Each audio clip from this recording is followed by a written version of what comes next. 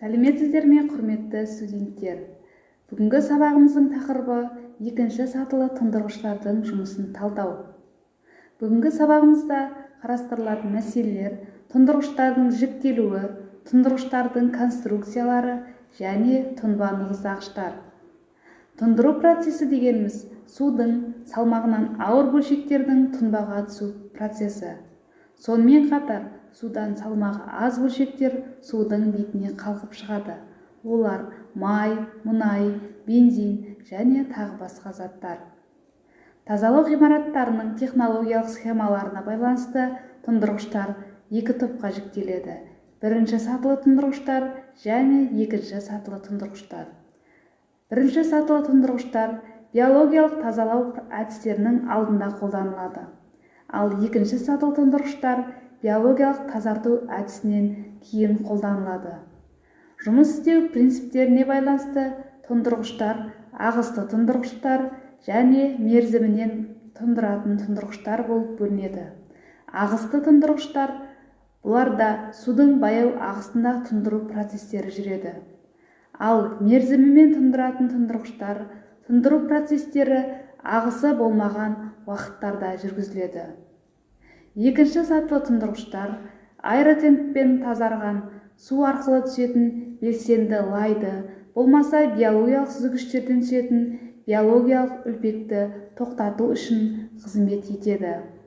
Екінші сатылы тұндырғыштар тік, көлденең және радиалды тұндырғыштар болып үш топқа бөлінеді. Енді осы үш тұндырғышқа жеке-жеке тоқталатын болсақ, көлденең тұндырғыш бұл тұндырғыштар лас судың шығыны тәулігіне 30.000 метр кубтан артқанда пайдаланылады. Бұл тұндырғыштың артықшылығы бұлардың бойынан ағын судың ағысының биіктігі аз болады. Су тазарту тиімділігі жоғары. Тұнбаны жинайтын бір механизмді бірнеше бөлігіне пайдалануға болады. Ал кемшілігіне тоқталатын болсақ, ені аз болғандықтан көп бөлімше пайдаланылады.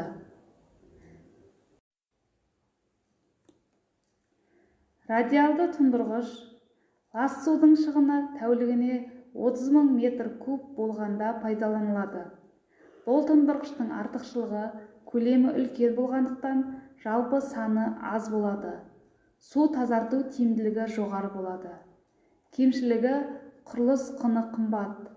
Себебі әрбір тұндырғышқа тұнба жинайтын айналмалы механизмдер орнатылуы қажет. Тік тұндырғыш бұл тұндырғыштар судың шығыны 10-15 мың метр куб тәулігіне болғанда пайдаланылады. Диаметрі 6-12 метрден артпайды. Биіктігі 5-11 метр аралығында болады. Бұл тұндырғыштың артықшылығы жер асты сулары биік болғанда және жердің топырағы нашар бос болғанда қолданылады. Пайдаланғанда өте қолайлы, қарапайым.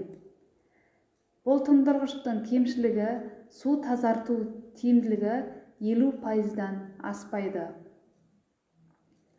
Екінші сатылы тұндырғыштың түбіне жиналған тұнба 200 мм диаметрлі құбырмен гидростатикалық қысым арқылы алынып әкетіледі. Тұнба нығыздағыш жоғары ылғалды артық белсенді лайдың үлкен массасын метантенкке жіберу тиімсіз болғандықтан оны қосымша нығыздайды. Бұл ғимарат тұнба нығыздағыш деп аталады.